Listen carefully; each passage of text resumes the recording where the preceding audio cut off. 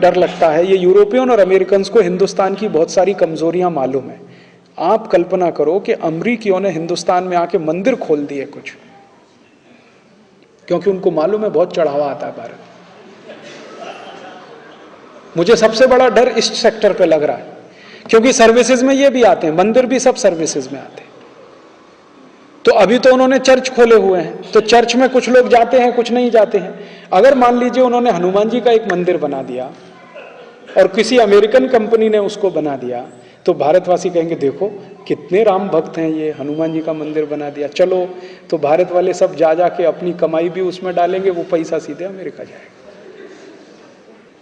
क्योंकि उनको मालूम है भारत में सबसे आसान है, एक हनुमान जी का मंदिर बना दो, संतोषी माता का एक मंदिर बना दो, दुर्गा माता का एक मंदिर बना दो, जितना चाहो उतना चढ़ावा ले लो, गरीब से गरीब गाँव में ले लो।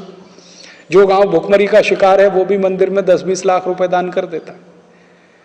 अगर वो इस सेक्टर में घुस गए, यहां उन्होंने एक्सप्लॉइट करना शुरू किया, तो आप सोचिए फिर झगड़ा होगा।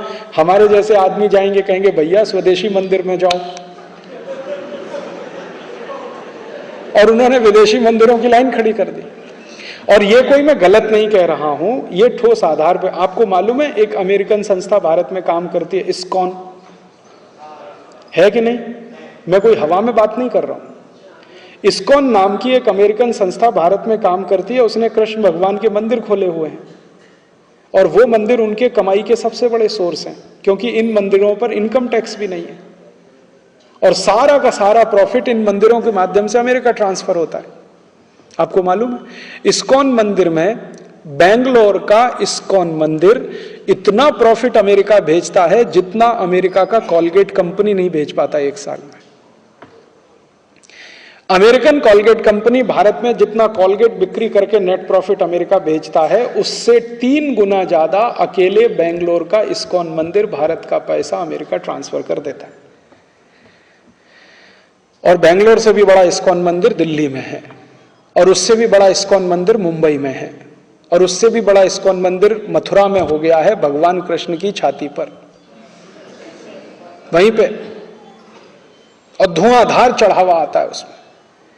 और वो चढ़ावा करने वाले हम हैं, हमारे ही भाई बहन हैं जो उस इस्कॉन मंदिर में मेंबर हैं, और उनको वहां भक्ति समझ में आती है। उनको राम हरे कृष्ण हरे बोलना भी नहीं आता। हमारे भारतवासियों को वहां बहुत भक्ति दिखाई देती। देखो कितने भक्त हैं, यूरोप से आए हैं, गोरी चमड़ी वाले हैं, एसी में रहते हैं, देखो फिर भी राम का नाम ले रहे हैं, कृष्ण का नाम ले रहे हैं। हम तो सरल हृदय के, तरल हृदय के, कभी भी पिघल जाएं, किसी को भी अपना मान लें, तो हम तो चालू हो गए। हमने इनको मंदिर भी बना के दे दिया, उनको चढ़ावा भी दे रहे हैं। अभी तो ये इस्कॉन मंदिर रिस्ट्रिक्टेड हैं, नेक्स्ट ईयर से ये ओपन हो जाएगा पूरा मार्केट। इसमें अमेरिकन्स और यूरोपियंस घुस गए तो क्या करेंगे? लाखों करोड़ों रुपए ले जाएंगे आपके देश को, कुछ नहीं कर सकते। और इनकम टैक्स भी फ्री है टोटल, वहां पे टैक्स भी नहीं देना है उनको। तो सर्विसेज का सेक्टर इतना बड़ा है, इतना वास्ट है, जिसमें कोई भी अमेरिकन यूरोपियन घुस सकता है, कुछ भी करके यहां से पैसा कमा के ले जा सकता है।